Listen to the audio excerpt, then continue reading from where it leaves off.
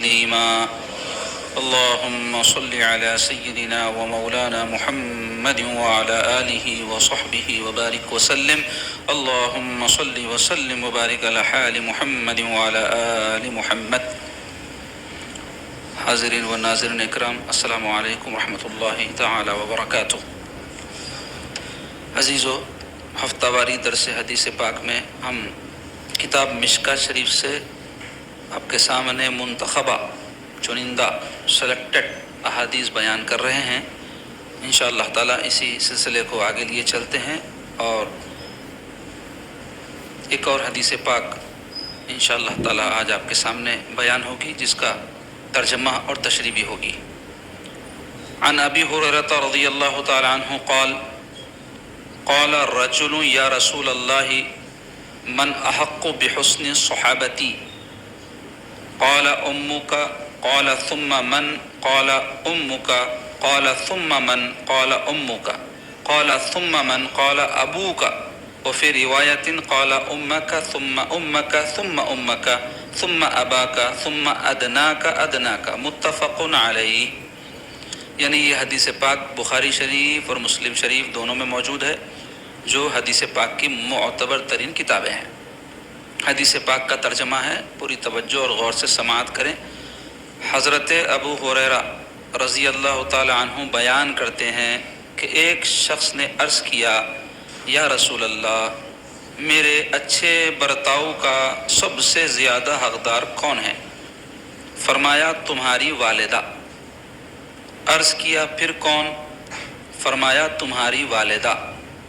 عرض کیا پھر کون؟ فرمایا تمہاری والدہ. عرض کیا پھر کون؟ فرمایا تمہارا باپ. ایک اور روایت میں ہے کہ فرمایا تمہاری والدہ، پھر تمہاری والدہ، پھر تمہارا باپ، پھر تمہارا قریبی یعنی رشتہ دار. اس حدیث پاک میں ہم کو والدین کی عظمت اور ان کا مرتبہ کیا ہے سمجھایا جا رہا ہے. دین اسلام میں عبادات یعنی نماز، روزہ، زکوٰۃ، حج، قربانی وغیرہ یہ سب عبادات ہیں. اس کو بڑی اہمیت حاصل ہے اور لوگ اس کی اہمیت کے قائل بھی ہیں، اور اللہ تعالیٰ جن کو توفیق دیا وہ عبادتیں بھی انجام دیتے ہیں. لیکن ایک اور چیز جو عبادات ہی کی طرح اہم ہے، اس کے بارے میں بڑی کوتاہیاں ہوتی ہیں، وہ ہے حقوق. خاص طور پہ حقوق العباد. جیسے عبادات حقوق اللہ میں ہے، حقوق اللہ میں سے ہے، یعنی نماز پڑھنا، روزہ رکھنا اللہ کا حق ہے. ایسے ہی حقوق العباد اللہ کے بندوں کے حقوق، اور ان میں سب سے افضل، سب سے اعلیٰ، سب سے ضروری جو حق ہے وہ والدین کا ہے. یعنی اگر حقوق کی بندوں میں، اللہ کے بندوں میں جو حقوق ہیں اس کی ترتیب بنائی جائے، فہرست لسٹ بنائیں گے، تو کسی نہ کسی کو نمبر وائز رکھنا پڑے گا، پہلا، دوسرا، تیسرا. تو سب سے پہلا نمبر کس کا ہے؟ والدین کے حقوق کا. اور والدین میں بھی والدہ کا حق والد سے بھی بڑھ کر ہے، جس کی انشاءاللہ تفصیل آگے آئے گی. یوں تو آپ دیکھیں ہر دین، ہر مذہب، ہر ملت میں والدین کے حقوق کی تاکید آئی ہے. یہاں تک کہ جو لوگ دین کو نہیں مانتے، دہریے بولتے ہیں، جو اللہ کے رسول کے یہ سب جو روحانی چیزیں جس کے ہم قائل ہیں وہ نہیں مانتے، کسی مذہبی کو نہیں مانتے. ہم تو دین حق کو ماننے والے، اللہ رسول کے ماننے والے. کئی ایسے مذاہب ہیں، باطل ادیان ہیں، بت پرست ہے، مجوسی ہیں اور دیگر مذاہب جو ہیں، لیکن وہ مذہب کے ماننے والے ہیں. دنیا میں ایک تعداد لوگوں کی ایسی بھی ہے جو مذہبی کو نہیں مانتے. ان کے یہاں بھی والدین کا احترام، وہ بھی اپنے ماں باپ کی عزت کرتے ہیں، رسپیکٹ کرتے ہیں، ان کا خیال رکھتے ہیں، ان کی خدمت کرتے ہیں. تو وہ لوگ کتنے بدبخت ہوں گے کہ جو مذہب کو مانتے ہیں، اور ان میں بھی بدبخت ترین وہ ہوں گے جو دین اسلام کو مانتے ہیں اور ماں باپ کے نافرمان ہیں، اور ماں باپ کے ساتھ بدسلوکی کرتے ہیں، ماں باپ کو ستاتے ہیں. تو جاننا چاہیے کہ حقوق العباد کو ہمارے دین میں بڑی اہمیت حاصل ہے. حقوق اللہ یعنی عبادات اگر کسی سے ترک ہو جائیں یا کوتاہی ہو جائے تو امید ہے اللہ تعالیٰ معاف فرما دے گا. کیوں؟ اللہ تعالیٰ بڑا مہربان ہے اور عبادتیں اس کا حق ہے، اس کی مرضی ہے. چاہے تو معاف بھی کر دے، لیکن حقوق العباد، اللہ کے بندوں کے حقوق، جس میں والدین ہیں، پڑوسی ہیں، رشتہ دار ہیں، شوہر کا بیوی پر حق ہے، بیوی کا شوہر پر حق ہے، مسلمانوں کے حقوق ہیں، یہ حقوق اگر کوئی تلف کرتا ہے اللہ تعالیٰ اس کو معاف نہیں فرمائیں گے جب تک کہ جس کا حق تلف ہوا ہے وہ نہ معاف کر دے۔ یہ بڑا باریک نقطہ ہے، اس کو سمجھنے کی ضرورت ہے۔ کئی لوگ ایسے ہیں ستاتے ماں باپ کو ہیں، توبہ اللہ سے کرنا چاہیے، کیونکہ ماں باپ کو ستانا جہاں ماں باپ کی حق تلفی ہے تو وہیں اللہ تعالیٰ کی نافرمانی بھی ہے۔ تو اس حد تک تو صحیح ہے کہ اللہ سے بھی توبہ کریں، لیکن ماں باپ کو راضی کرے بغیر اگر اللہ سے توبہ کر رہے ہیں تو ان کی توبہ بھی قبول نہیں ہوگی۔ ماں باپ جب تک ان سے راضی نہیں ہوں گے اللہ رسول راضی نہیں ہوں گے۔ قرآن مجید میں، احادیث میں متعدد مقامات پر والدین کی فضیلت، ان کی عظمت، ان کی خدمت، ان کا ادب، ان کی تعظیم کی تاکید آئی ہے۔ قرآن مجید میں ایک مقام پہ اللہ تعالیٰ فرما رہے ہیں وَقَضَىٰ رَبُّكَ أَلَّا تَعْبُدُوا إِلَّا إِيَّاهُ وَبِالْوَالِدَيْنِ إِحْسَانًا۔ کیا فرما رہے اللہ تعالیٰ؟ وَقَضَىٰ رَبُّكَ، اور آپ کے پروردگار نے فیصلہ فرما دیا، یہ حکم دے دیا، یعنی اللہ کا یہ فیصلہ ہے۔ کیا فیصلہ ہے؟ اللہ تعبدوا الا ایہ، کہ عبادت نہ کی جائے مگر صرف اسی کی، یعنی عبادت کا حق صرف اللہ کا ہے۔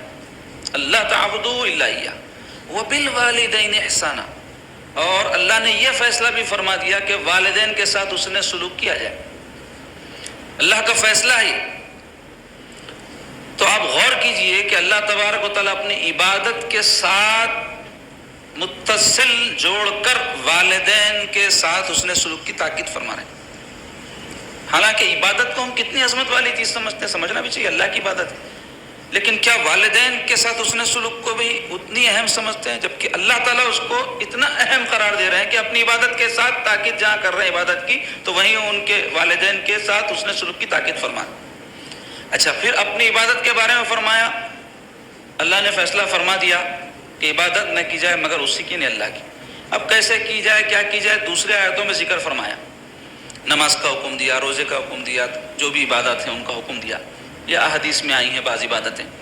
لیکن اللہ تعالیٰ نے جہاں یہ فرمایا والدین کے ساتھ اس نے سلوک کرو، تو اس کے ساتھ ہی کیسے ان کے ساتھ اس نے سلوک کیا جائے اسی آیت میں ذکر فرما دیا۔ وَقَضَىٰ رَبُّكَ أَلَّا تَعْبُدُوا إِلَّا إِيَّاهُ، آپ کے پروردگار نے فیصلہ فرما دیا کہ عبادت نہ کی جائے مگر اسی کی، وَبِالْوَالِدَيْنِ إِحْسَانًا، اور والدین کے ساتھ اس نے سلوک کیا جائے۔ کیسا کیا جائے؟ اما یبلغن عندک الکبر احدہما او کلاہما فلا تقل لہما اف۔ کیا فرما رہے ہیں کہ دیکھو، یہ جان لو اچھی طرح کہ تمہارے ماں باپ میں دونوں میں سے کوئی ایک، اما یبلغن عندک الکبر احدہما، کہ تمہارے والدین میں دونوں میں سے کوئی ایک تمہارے پاس ضعیفی کی عمر کو پہنچ جائے، یعنی تم جوان ہو جاؤ اور وہ بوڑھے ہو جائیں تمہارے سامنے، او کلاہما، یا دونوں۔ کبھی ایسا ہوتا ہے ماں باپ دونوں زندہ ہوتے ہیں ہم جوان ہونے تک، کبھی ایسا ہوتا ہے کسی کا باپ یا کسی کی ماں مر جاتی ہے بچہ جب جوان ہونے تک، دونوں بھی مر جاتے ہیں تو بہت بڑی محرومی ہو گئی۔ لیکن اگر کوئی دونوں میں سے ایک بھی سلامت ہے تو اللہ تعالیٰ فرما رہے کہ تو وہ دونوں یا دونوں میں سے کوئی ایک تمہارے پاس سلامت رہے تمہاری جوانی تک، تو لازمی بات ہے کہ وہ ضعیف ہو جائیں گے۔ فلا تقل لہما اف، تو تم ان کو اف بھی مت کہو۔ فلا تقل لہما اف، اف بھی مت کہو۔ اف بھی مت کہو کیا مطلب ہے؟ خالی اف مت کہو اور جو چاہے کہو۔ اف کہنا ادنا ترین ناراضگی ہے جو کسی کے ساتھ کر سکتا ہے، تو ادنا ترین بھی ناراضگی کا اظہار مت کرو۔ تو ہمارے پاس اف نہیں بولتے مگر بہت کچھ بول دیتے، گستاخیاں کرتے والدین کے ساتھ، بدتمیزیاں کرتے، اور ان کو جو ہے برا بھلا بولتے، جواب دیتے، کیا کیا کرتے سب آپ کو معلوم ہے۔ بدبختی ہے، یہ بدبختی ہے۔ ایک شخص جو ہے اپنے گھر سے یہ نیت کر کے نکلا کرتے کہ آج میں سب سے بدبخت اور سب سے خوش قسمت آدمی کو دیکھنا چاہتا ہوں، اے اللہ مجھے دکھا دے۔ اب یہ نیت کر کے انہیں نکلا تو راستے میں دیکھتا کہ ایک بوڑھا شخص ہے، اس کے گلے میں ایک رسی ہے اور ڈول لٹک رہا، اور ایک بچہ اس کو مار رہا۔ تو انہیں جا کے پوچھا کہ بھئی یہ کیا کر رہا تو؟ ایک تو خود مصیبت میں مبتلا ہے، وہ بوڑھا کے اس کے گلے میں جو ہے رسی بھی بندھی ہوئی ہے اور ڈول لٹک رہا، مشقت ہے نا انسان کے لیے۔ پھر دوسری ہے کہ تو مار رہا بھی اس کو، تو بولے تیسری اور ایک بات سنو، میرا باپ ہے نہیں بولا، تو انہیں بولا یہ تو کتنی بری بات ہے، تو بوڑھا اور جو ہے مشقت میں پھر مار کھا رہا ہے اپنے بیٹے کے ہاتھ سے. تو بولے کیوں کر رہا تو ایسا؟ تو بولے یہ میرے والد صاحب بھی اپنے والد صاحب کے ساتھ ایسی کرتے تھے، میں ان کی سنت ادا کروں، اور میں سنا ہوں کہ انہوں ان کے باپ کے ساتھ بھی ایسی کرتے تھے. تو یہ بدبخت فیملی تھی یہ. تو وہ شخص کہنے لگا یقیناً بدبخت ترین آدمی کو دیکھا میں آج. تو پھر آگے بڑھا تو دیکھا کہ ایک شخص ہے، وہ چھوٹی سی ٹوکری اٹھایا ہوا ہے، زمبیل بولتے اس کو، کھجور کے پتوں سے بنی ہوئی رہتی ہے نا. اب تو خیر اس زمانے میں سب لیٹسٹ چیزیں آ گئی، تو قدیم زمانے میں سامان رکھنے کرنے کی ٹوکری سمجھو. اس میں انہوں نے غور کر کے دیکھا تو ایک ضعیف آدمی عمر زیادہ ہو جانے کی وجہ سے سکڑ کے بچے کے جیسا ہو گیا تھا. اس کو جو ہے یہ نوجوان لے کے جا رہا تھا. تو پوچھا انہیں بھائی یہ کون ہے؟ تو بولے میرے والد صاحب ہے. بولے میں جہاں جاتا ہوں ان کو ساتھ لے جاتا ہوں، کام پہ بھی گیا تو ٹوکری میں رکھ لے کے جاتا ہوں، وہیں ان کو کھلاتا ہوں، وہیں پلاتا ہوں، پھر کام کر لیتا ہوں، پھر ساتھ واپس لاتا ہوں، رات میں ہمیشہ میرے ساتھ رکھتا ہوں. وہ پکار کے بولا خدا کی قسم یہ تو خوش قسمت ترین آدمی ہے، خوش بخت آدمی ہے یہ. تو کیا معلوم ہوا؟ بدبخت والدین کا نافرمان اور خود خوش بخت والدین کا خدمت گزار. تو عزیزو، ہم دور حاضر میں دیکھ رہے ہیں کہ نوجوان نسل اپنے والدین کی بڑی ناقدری کر رہی ہے. ان کے ساتھ نافرمانی، بدسلوکی، ان کو ستانا، اس کے کئی وجوہات ہیں. اس میں سے ایک سبب یہ ہے کہ کئی ہمارے نوجوان جب شادیاں ہوتی ہیں ان کی تو بیویوں کی طرفداری میں ماں باپ کے ساتھ زیادتیاں کر دیتے. کئی موقعوں پر دیکھنے میں ایسا آتا کہ ان کے ماں باپ بھی بہت زیادہ کر دیتے، شادیوں کے بعد اپنے بچوں کے ساتھ، اپنی بہو کے ساتھ زیادتی کر دیتے. نہیں کرنا چاہیے. شادی جب کوئی بچے کی ہوتی ہے تو اس سے یہ معلوم ہوتا ہے کہ بڑا ہوگا انہیں، اب جبھی تو شادی کرے نا اس کی، تو اس کو اس کے حال پہ چھوڑنا، اس کو آزادی دینا، اپنی بیوی اور جو ہے بچوں کے ساتھ اپنی مرضی کے ساتھ زندگی گزاری. ہر قسم کی پابندیاں لگا دیتے. بچے بڑے ہو جانے کے بعد بھی ان کے ساتھ بہت زیادتیاں کرتے. بعض جگہ ایسا بھی ہوتا ہے، لیکن بعض جگہ یہ بھی ہوتا ہے کہ کئی جو ہے نوجوان شادیوں کے بعد بالکل بدل جاتے، بیویوں کے باتوں میں آ کے ماں باپ کے ساتھ بدسلوکی کرتے. جبکہ اگر کوئی ماں باپ کافر بھی ہیں یا مسلمان ہیں، فاسق و فاجر ہیں، یعنی شرابی، کبابی، زانی، چور، اچک کے کچھ بھی ہیں، تب بھی ان کا جو حق ہے نا وہ اولاد پر سے ختم نہیں ہوتا. کافر ماں باپ بھی ہیں تو سلوک کرنا ہے. اس واسطے فقہا یعنی بڑے بڑے علماء اپنے کتابوں میں لکھے ہیں کہ اگر کسی کے ماں باپ کافر ہیں اور وہ ان کو حکم دیتے ہیں کہ ہم کو اپنی عبادت گاہ لے کے جاؤ، مندر کو لے جاؤ یا چرچ کو لے جاؤ، جو بھی مذہب کے ہیں وہاں لے جاؤ، تو منع کر دینے کا حکم ہے. کیوں؟ شرک اور کفر میں معاونت نہیں کرنا ہے، مدد نہیں کرنا ہے، ان کو لے کے نہیں جانا ہے. ہاں وہ واپس آنا چاہتے ہیں تو ان کو جا کے لا سکتے بولے وہاں سے. اس سے کیا معلوم ہوا کہ اللہ کی نافرمانی میں، اللہ تعالیٰ کی معصیت میں ان کا ساتھ نہیں دیں گے. اگر وہ کافر بھی ہیں تو اس کے علاوہ ان کی ہر طرح کی مدد کریں گے. ہر طرح کی مدد کرنا اولاد کے اوپر فرض ہے. اللہ کے رسول کے بعد سب سے بڑا مقام، سب سے بڑا مرتبہ اگر کسی کا ہے تو والدین کا ہے. تو اس حدیث پاک میں یہ بات بتائی جا رہی ہے کہ ایک شخص آ کے حضور علیہ الصلوۃ والسلام سے عرض کہ یا رسول اللہ، میں حسن سلوک کرنا چاہوں یا میں اچھا برتاؤ کسی کے ساتھ کرنا چاہوں تو سب سے زیادہ حق اس بارے میں کس کا ہے؟ تو حضور علیہ الصلوۃ والسلام فرمایا تیری والدہ کا ہے. تو انہوں نے پوچھا اس کے بعد؟ تو حضور فرمائے تیری والدہ کا. تیسری مرتبہ پوچھنے پر بھی حضور فرمائے تیری والدہ کا ہے. چوتھی مرتبہ پوچھنے پر فرمایا کہ تیرے باپ کا ہے. تو اس سے علماء یہ مسئلہ مستنبط کیے ہیں کہ ماں کا درجہ باپ سے بھی 3 گنا زیادہ ہے. لیکن اس کا یہ مطلب نہیں ہے کہ اس میں افراط و تفریط میں مبتلا ہو جائیں لوگ. بہت سارے لوگ ایسے ہیں جو ماں کی محبت میں اتنا زیادہ افراط کرتے کہ باپ کے ساتھ گستاخیاں، بے ادبیاں، ان کی ناقدری کرتے. یا کئی ایسے ہیں کہ بعض گھروں میں باپ کو بڑی اہمیت حاصل ہوتی ہے لیکن ماں کے ساتھ بدسلوکی ہوتی ہے. تو یہ دونوں چیزیں بھی درست نہیں ہیں. ہمارے دین میں ہر ایک کا ایک مرتبہ، ہر ایک کا ایک مقام ہے، اور علم سیکھنے کا ہم کو حکم اس واسطے ہے کہ ہم اس مرتبے کو پہچان سکیں، اس تعلق کو ہم جان سکیں اور اس کے مطابق ہم ان کے ساتھ معاملہ کریں. تو اب اگر کہیں ایسی صورتحال پیدا ہو جائے کہ اگر باپ کے ساتھ آپ کچھ سلوک کرنا چاہ رہے ہیں تو ماں کو پسند نہیں آ رہا، ماں کے ساتھ کچھ کر رہے ہیں تو باپ کو پسند نہیں آ رہا، حالانکہ ایسا نہیں ہونا چاہیے.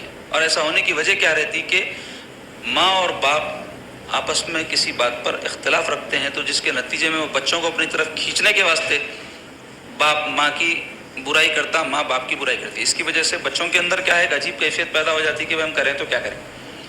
تو خدا نخواستہ کبھی ایسی صورت پیدا ہو جائے کہ اگر آپ ماں کے ساتھ کچھ سلوک کرتے ہیں تو باپ کے ساتھ نہیں کر سکتے. مثلا آپ کے پاس 1000 روپے ہے اور اگر آپ خرچے کے طور پہ ماں کو 1000 روپے دے دیں تو باپ کو نہیں دے سکتے. اس سے کم اگر ماں کو دے رہے ہیں تو ماں کا خرچہ نہ نکلتا. تو اب ایسی صورت میں کیا کرنا؟ تو فقہا لکھے ہیں کہ ایسی صورتحال اگر پیدا ہو جائے تو مالی طور پہ ماں کا حق ادا کرنا چاہیے، اور باپ کا اگر حق اس صورت میں ادا نہ کر سکے مالی طور پہ اللہ معاف کر دے گا، لیکن تعظیم اور ادب باپ کا زیادہ کرنا چاہیے. اب باپ کا مالی حق ادا کرنے میں کیوں یہاں سہولت دی جا رہی؟ اس واسطے کہ باپ ایک مرد ہے اور مرد آدمی پھر بھی اپنی کوشش سے 4 پیسے کیسے بھی کچھ کر لے سکتا، لیکن ماں جو ہوتی عورت ہے اور مجبور رہتی. اس واسطے کیا حکم دیا جا رہا ہے؟ جب تعرض ہو جائے دونوں کے حقوق میں، اختلاف ہو جائے، ماں کہہ رہی ہے کہ تم باپ کو مت دو میرے کو دو، اور باپ کہہ رہا ہے کہ تم مجھے دو ماں کو مت دو، تو ایسی صورت میں مال ماں کو دیا جائے، خدمت تعظیم ادب باپ کا زیادہ کیا جائے. یہ حکم دیا جا رہا ہے. تو اس سے معلوم ہوا تعظیم میں ادب میں باپ کا مرتبہ بڑھ کر ہے، خدمت میں مالی اور جسمانی ماں کا حق زیادہ ہے. تو اس میں وہ شخص آ کے پوچھے تو 3 مرتبہ سرکار پاک صلی اللہ علیہ وسلم فرمائے تیری ماں کے ساتھ تو اس نے سلوک کر. چوتھی مرتبہ فرمائے کہ باپ کے ساتھ. پھر دوسری حدیث شریف میں آیا کہ جو پھر جیسا قریبی رشتہ ہے، یہ جیسا چچا ہے ماموں ہے، ان کے بعد کے جو ہے تعلقات ہیں اس حساب سے ان کے ساتھ سلوک کرنا چاہیے. تو جاننا چاہیے کہ والدین کے بہت سارے حقوق ہمارے دین میں بیان ہوئے قرآن حدیث کی روشنی میں. اب قرآن حدیث سے ہر کوئی تو وہ سب پڑھ کے حقوق جان نہیں سکتا. تو علماء ہمارے کیا کیے، ان کا ہم پر احسان ہے، اللہ ان کے درجات بلند فرمائے، ان کو بہتر سے بہتر اس کی جزا عطا فرمائے. ہمارے ائمہ فقہا بزرگان دین ہم کو نوالا بنا کے دے دیے اور ہم کو بتا دیے کہ دیکھو ماں باپ کے حقوق کس طرح ادا کرنا ہے قرآن اور حدیث شریف کی روشنی میں. تو پہلا حق تو ماں باپ کا ہے اطاعت و فرما برداری. ماں باپ کی اطاعت اور فرما برداری اولاد پر فرض ہے. البتہ کوئی اللہ رسول کی نافرمانی کا وہ حکم دے رہے ہیں تو نہیں ماننا. وَإِن جَاهَدَكَ عَلَىٰ أَن تُشْرِكَ بِي مَا لَيْسَ لَكَ بِعِلْمٍ فَلَا تُطِعْهُمَا. کیا فرمایا اللہ تعالیٰ؟ اگر تیرے ماں باپ اس بات کی کوشش کریں کہ تو میری ذات میں صفات میں کسی کو شریک کرے، فَلَا تُطِعْهُمَا، تو ان کی تو اطاعت مت کر، ان کی بات مت مان. یا ایسے ہی کوئی اللہ تعالیٰ کے احکام کے خلاف ماں باپ سکھائیں، ان کی بات نہیں ماننا ہے. کسی کے ساتھ زیادتی کرنے کا حکم دے، کسی کے ساتھ ظلم کرنے کا، کسی سے بیجا لڑنے کا، گالی گلوچ کرنے کا، شریعت منع کری ایسے کاموں سے، تو ان کی بات اس میں نہیں ماننا ہے.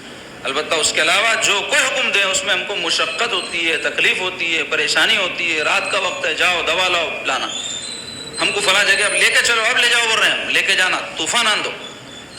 یا پھر کوئی بات سے منع کر رہے ہیں کہ یہ کام تم مت کرو، مت جاؤ تم یہاں پہ، ہم کو پسند نہیں ہے تم یہ نوکری کرو، تو ہم کو معلوم ہے کہ یہ نوکری میں ہمارے لیے زیادہ فائدہ ہے، تو سمجھانے کی کوشش کرنا.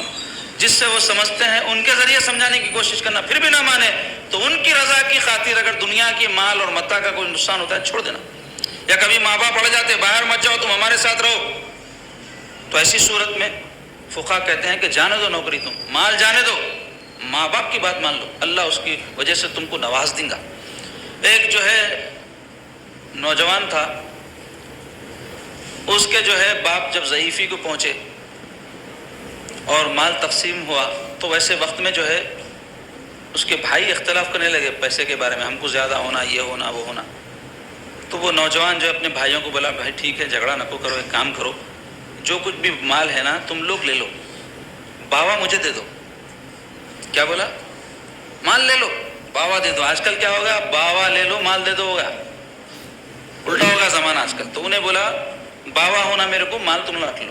تو نہ خوشی خوشی راضی ہو گئے، ان کے دنیا کے کتے تھے اس واسطے مال دولت ان کے پاس اہم تھی، باپ کی اہمیت نہیں تھی. تو باپ کو انہیں لا کے اپنے پاس رکھ لیا، خوب خدمت کرا.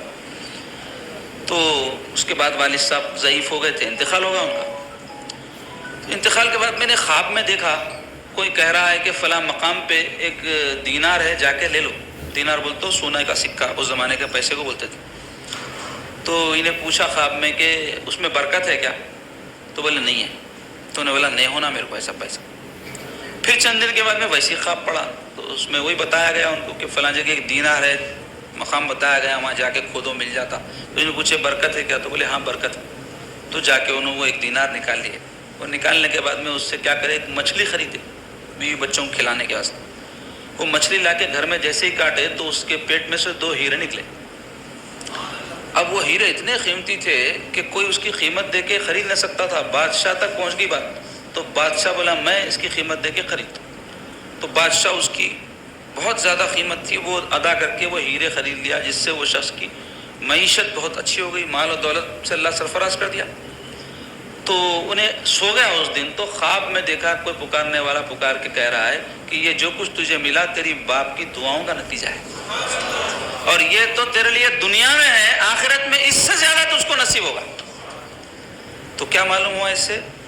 دنیا کا مال و متاع بھی آ گیا، باپ کی دعائیں بھی مل گئی، آخرت بھی سنور گئی. تو اس واسطے ایسے سودے کرنا. اب آج کے دور میں لوگ کیا کر رہے ہیں؟ دنیاوی مال و متاع کی خاطر، دنیاوی چند ٹکوں کی خاطر اپنے ماں باپ کو جو ہے تکلیف دیتے، نافرمانی کرتے ہو. تو ان کی فرما برداری ایسا کرنا ہے کہ ان جو حکم دیے ماننا ہے، سوائے کوئی خلاف شرع حکم ہو. اور اگر کوئی ماں باپ کے ساتھ نافرمانی کرتا ہے تو وہ شخص بدبخت ہے، اور دنیا اور آخرت دونوں جگہوں نے سخت نقصان اٹھاتا. دوسرے یہ ان کا حق ہے کہ ان پر خرچ کیا جائے، جیسا کہ اس حدیث پاک میں آیا ہے. حسن سلوک میں ماں کا پہلے حق ہے، اس کے بعد باپ کا ہے، پھر اگر اللہ نوازا ہے تو پھر اس میں بھی دیکھو آپ، جو خرچ کرنا ہے ماں باپ پہ اس کی 2 صورتیں ہیں. ایک ہے واجب. واجب کب ہوتا؟ اگر ماں باپ غریب ہوں، مسکین ہوں، اور اپنے طور پہ اپنے ضروریات زندگی فراہم نہیں کر سکتے، تو پھر بیٹے پر ان کا نفقہ فرض ہو جاتا ہے، یعنی ان کا کھانا، کپڑا، رہائش بیٹے کے اوپر ہے، بیٹی پہ نہیں ہے. کیونکہ ہمارے دین میں لڑکیوں پر کوئی مالی ذمہ داری نہیں ہے. کوئی شخص اپنی بیوی کو نہیں کہہ سکتا تم بیمار ہو گئے تو جاؤ اپنی اماں کے پاس رہ کے علاج کرا لے کے آؤ، پیسے ان سے لو، نہیں ہے مالی ذمہ داری اس کے اوپر. یا پھر یہ نہیں کہہ سکتا کہ تم کماؤ، نوکری کرو، لا کے دو میرے کو. تو ایسا اگر کوئی کر رہا ہے تو وہ مرد نہیں، نامرد ہے. کیونکہ مرد اس واسطے ہے کہ عورت پہ خرچ کرتا ہے. قرآن مجید میں اللہ تعالیٰ فرما رہے الرجال قوامون علی النساء، مرد عورتوں پر حاکم ہے. بما فضل اللہ بعضهم علی بعض، کیونکہ اللہ نے بعض کو بعض پر فضیلت دی ہے. وبما انفقوا من اموالهم، اور اس لیے بھی اللہ نے فضیلت دی ہے مردوں کو عورتوں پر، اس لیے کہ اپنا مال عورتوں پر خرچ کرتے ہیں. تو اب اگر کوئی نہیں کرا تو خرچ کرنے کی بنیاد پہ قرآن کہہ رہا ہے مرد کو فوقیت اور فضیلت ہے. اب خرچ نہیں کرا تو فوقیت فضیلت کہاں کی ہے؟ کئی ایسے مرد ہیں جو عورتوں کا نوچ نوچ کے کھاتے ہیں، منگ کے کھاتے، شادیوں کے وقت جہیز بول کے منگتے، شادیوں کے بعد تمام خرچے ان پہ ڈالتے، اس کے بعد بھی مرد بنے ہوئے رہتے. تو مرد نہیں ہے، وہ نامرد ہے. ایسے لوگ، مرد اعلیٰ ہمتی والا ہوتا ہے، اعلیٰ ہمت ہوتی ہے اس کی، وہ ہمیشہ اوپر والا ہاتھ رکھتا ہے، خاص طور پہ عورتوں کے بارے. تو کئی بھائی ایسے ہیں بہنوں کا حق کھا جاتے، تو وہ مرد کہلانے کے لائق نہیں ہے. کہ خالی جسمانی اعتبار سے جو صفات مرد میں ہونا ہے وہی ہوئے تو ہوتے کیا؟ مردانی صفات بھی ہونی چاہیے اس کے اندر، صرف ظاہری طور پہ نہیں. تو انفاق کا کیا حکم ہے؟ واجب کب ہے نفقہ ماں باپ کا؟ جب ماں باپ مسکین محتاج. اگر مسکین محتاج نہیں بھی ہے، کھاتے پیتے، کرائے آتے، کوئی بچے اور بھیج رہے ہیں ان کو، تو بھی ہم کو چاہیے کہ ہم مالی طور پہ کچھ خرچ کرنا چاہے تو پہلے ماں باپ کو ترجیح دیں، ان پہ خرچ کریں. کئی ایسے بدبخت اولاد ہیں جو اچھے خاصے بڑے ہو جاتے، جوان ہو جاتے، اور ماں باپ کے اوپر پورا اپنا بوجھ ڈالتے مالی. انسان جب جوان ہونا شروع تو اس کے اندر شعور ہونا کہ پڑھنے پڑھانے کے ساتھ میں کچھ کمانا بھی شروع کروں تاکہ میرے ماں باپ کا کچھ میں ہاتھ بٹا سکوں، ان کی کچھ خدمت کر سکوں، کچھ بن سکوں. اب ایسا جستجو، ایسا ولولہ کسی کے اندر نہیں رہا تو عمر بھر انہیں ایسی رینگتی رانگتی زندگی گزارتا، کہیں کبھی نہیں رہتا. تو وہ اسٹارٹنگ اپنے ماں باپ کے ساتھ حسن سلوک کرنے اور ان پر خرچ کرنے کی نیت سے کمانے کی ہو تو اللہ تعالیٰ اس میں برکت دے دیتا. اس کے علاوہ تیسرا ان کا حق ہے تعظیم و ادب ان کا. اللہ تعالیٰ قرآن میں فرما رہے ہیں وَخْفِضْ جَنَاحَكَ، کہ اپنے بازوؤں کو ان کے آگے جھکا دو. تو بازوؤں کو جھکانے سے مراد تواضع اختیار کرو، انکساری اختیار کرو. تو عالم ہوں گے، فاضل ہوں گے، کامل ہوں گے، محدث ہوں گے، ولی ہوں گے، تب بھی ماں باپ کی تعظیم لازم ہے. ایسے ہی لیڈر ہوں گے، ایم ایل اے ہوں گے، ایم پی ہوں گے، پرائم منسٹر ہوں گے، تو بھی ماں باپ کی تعظیم آپ کے اوپر لازم ہے. آپ کا مقام دنیا میں دین میں کچھ بھی ہوگا تو اس سے ماں باپ نہیں بن سکتے نا. آپ کے ماں باپ ہی ہیں، تو ان کی تعظیم، ان کی خدمت، ان کی عظمت اپنی جگہ ہے. اور اگر کوئی ماں باپ کے ساتھ بے ادبی کرتا ہے، گستاخی کرتا ہے، بدتمیزی کرتا ہے تو اس کا عبرتناک انجام دنیا میں بھی ہوگا، آخرت میں بھی. دنیا میں اس واسطے بول رہا ہوں کہ حدیث شریف میں آیا ہے کہ بہت سے گناہ ایسے ہیں کہ جس کی سزا قیامت کے دن ملیں گی. لیکن بعض گناہ ایسے ہیں جس کی سزا دنیا میں ملے گی. اس میں سے ایک ہے رشتے ناطے توڑنا، دوسرے ہے ماں باپ کی نافرمانی. تو ماں باپ کے نافرمان کو دنیا ہی میں سزا ملتی ہے. تو مطلب یہ ہے کہ دنیا ہی میں بدلہ بھی ملتا ہے اس کا. جیسا وہ بچے کو ملے ہیرے، تو اب ہیرے کی آس میں نہیں کرنا ان کے ساتھ سلوک. ہمارے ماں اور باپ خود تو ہیرے ہیں ہمارے واسطے، اس سے بڑھ کے کیا ہونا ہے انسان کو. ان کی چمک میں تو زندگی کی دمک ہے.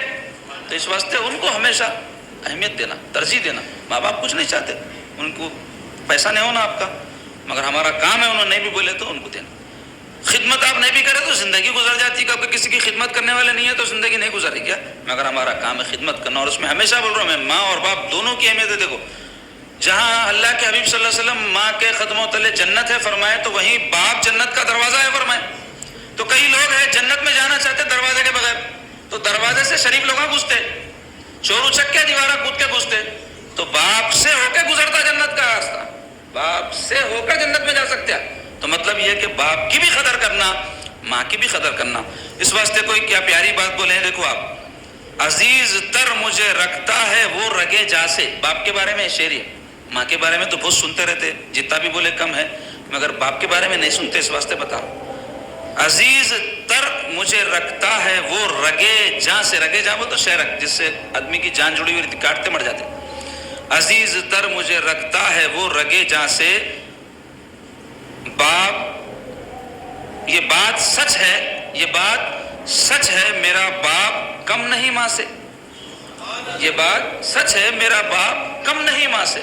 تو باپ کی بھی قدر کرنا ہے حسب مرتبہ، ماں کی بھی. تو اور ایک حق کیا ہے ان کا؟ ادب، تعظیم. تابعین تو ایسے بزرگان دین جو صحابہ کی صحبت میں رہے ان کو بولتے. تو تابعین کی ایک جماعت ایک بستی میں گئی، تو بستی کے قریب ایک قبرستان تھا. تو اس میں دیکھے کہ عصر کا وقت تھا، ایک خبر کھلی، اس میں سے ایک شخص نکلا جس کا نیچے کا آدھا دھڑ انسان کا تھا اور اوپر کا آدھا دھڑ جو ہے گدھے کا تھا. اور نکل کے 3 وقت گدھے کی طرح پکارا اور پھر خبر میں چلا گیا. تو لوگ حیران رہ گئے.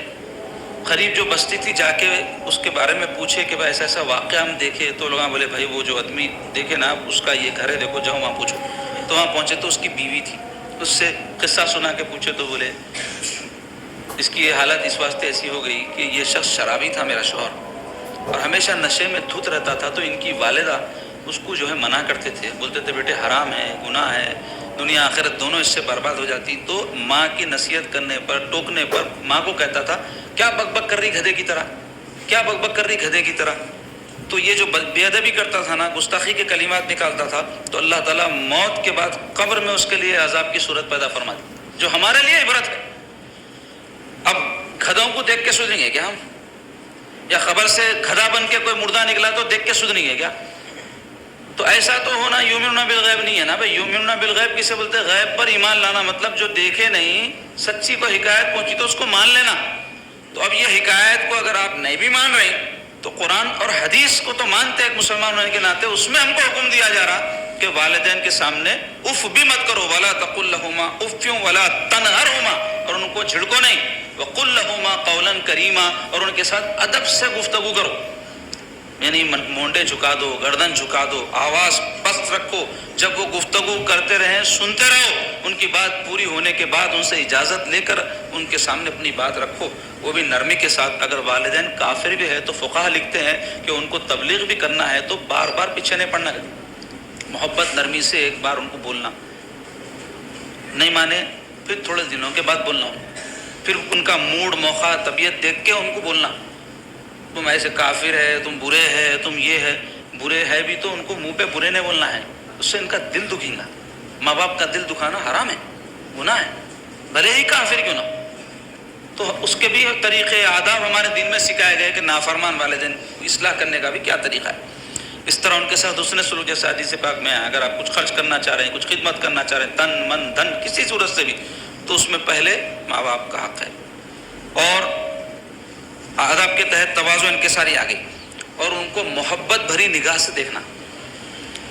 حدیث شریف میں ہے حضور علیہ الصلوۃ والسلام فرماتے کہ اگر کوئی اپنے والدین کو محبت بھری نگاہ سے دیکھا تو اس کو حج مقبول کا ثواب، یعنی ایسا حج جو قبول ہو جائے گا. تو اس پر جو ہے ایک صحابی پوچھ پڑے یا رسول اللہ صلی اللہ علیہ وسلم کیا کئی مرتبے دیکھے تو کئی حج کا ثواب ملیں گا؟ حضور فرمائے 100 مرتبے بھی دیکھیں گے تو 100 حج کا ثواب ملے گا۔ اللہ اکبر، یہ شان ہے، یہ عظمت ہے ماں باپ کی، محبت بری ایک نگاہ ان کے چہرے پر ڈالنا، حج مقبول۔ اب حج کرے تو لاکھوں روپے ہونا نا جی، تو فری میں ہے حج کا ثواب، لیکن شرط یہ ہے کہ دل میں وہ جذبات ہو، ان کی وہ قدر ہو، ان سے ویسی محبت ہو۔ مگر یہ ماں باپ سے محبت اور ان کی قدر کا یہ مطلب نہیں ہے کہ دوسرے رشتوں کے ساتھ زیادتی ہو جائے۔ کئی لوگ اپنے ماں باپ سے محبت کے نام پر بیویوں کو ستاتے، ان کو ایذائیں دیتے، ان کو تکلیف پہنچاتے، ان کے ساتھ برا سلوک کرتے۔ ایسا بھی نہیں کرنا، اس کا مرتبہ الگ ہے بیوی کا، ماں باپ کا مرتبہ الگ ہے۔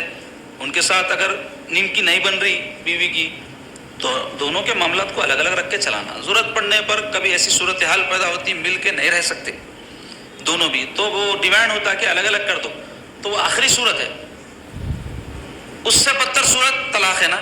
تو وہ صورتحال پیدا نہیں ہونا بول کے شریعت بولی ٹھیک ہے اگر الگ کر دو، بلکہ مجبور کر رہی ہے انہیں تو الگ بھی کر دے سکتے۔ لیکن وہ عورتیں جو ایک پلاننگ کے ساتھ، ایک منصوبے کے ساتھ اپنے جو ہے اہل سسرال کو اپنے شوہر کی نظر میں برا بتا کے بچھڑاتی ہیں، رشتے کاٹتی ہیں، وہ بھی بدبخت ہیں۔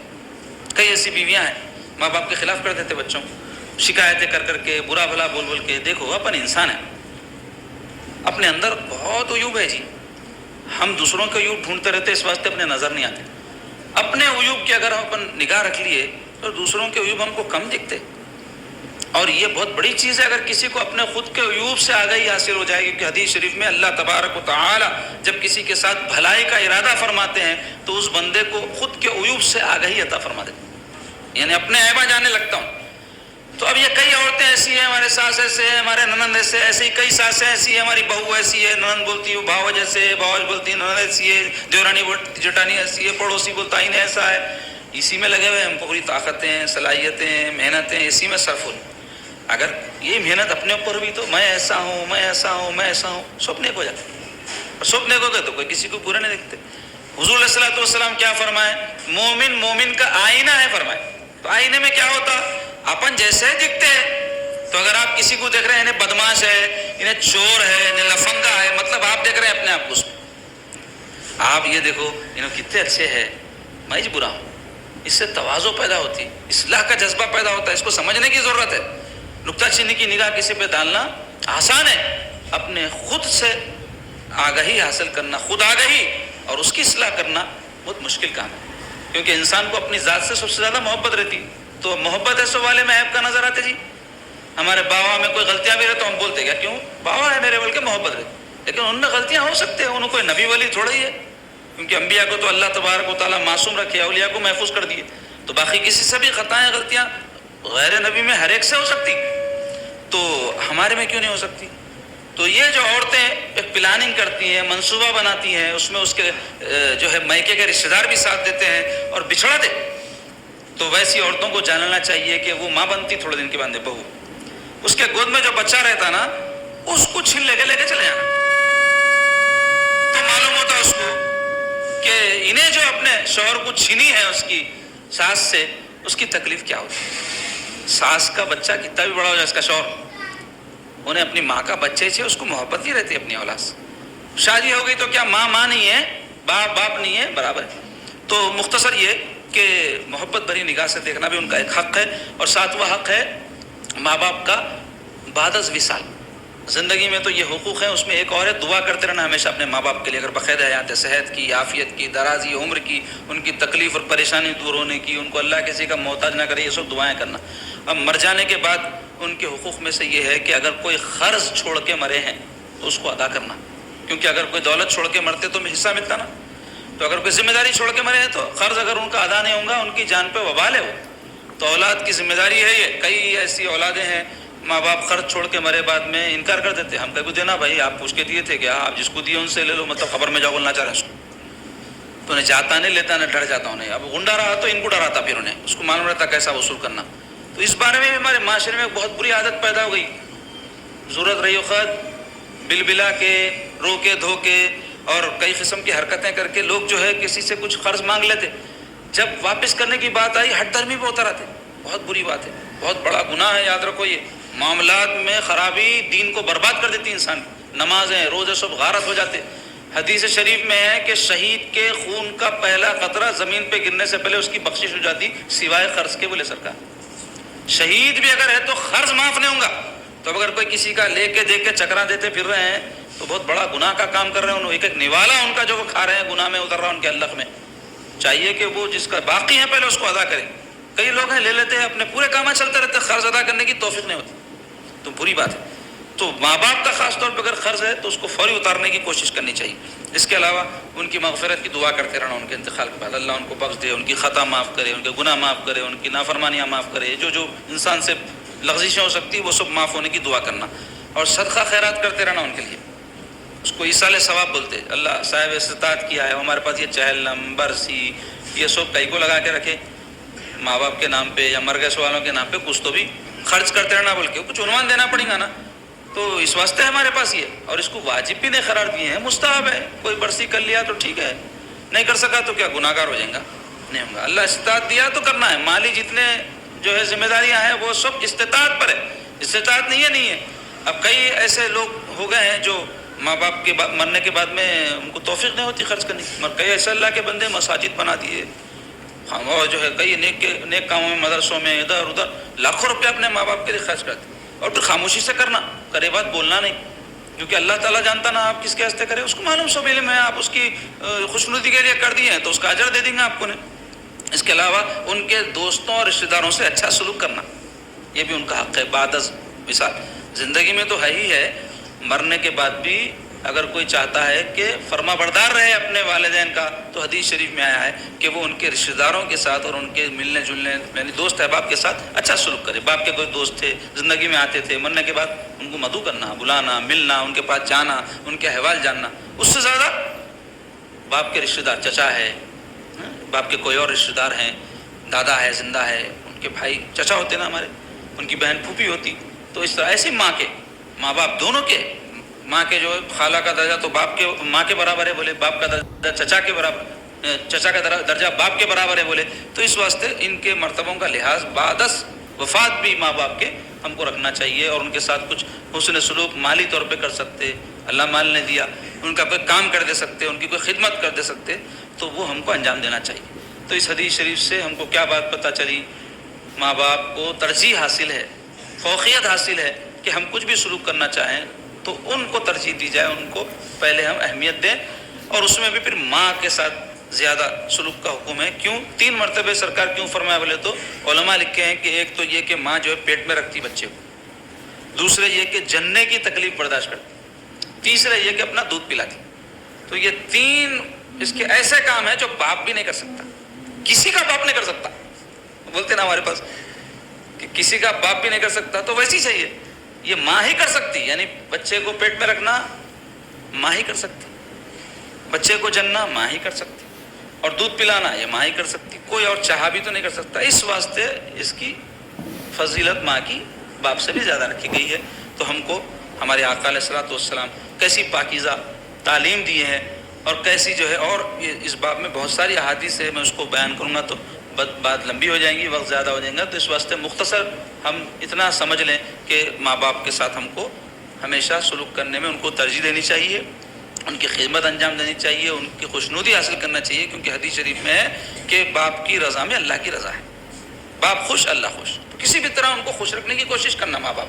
اللہ تعالیٰ ہم سب کو نیک توفیق عطا فرمائے, اور اپنے پیارے آقا علیہ الصلوۃ والسلام کے حکم پر عمل پیرا ہونے کی توفیق بخشے.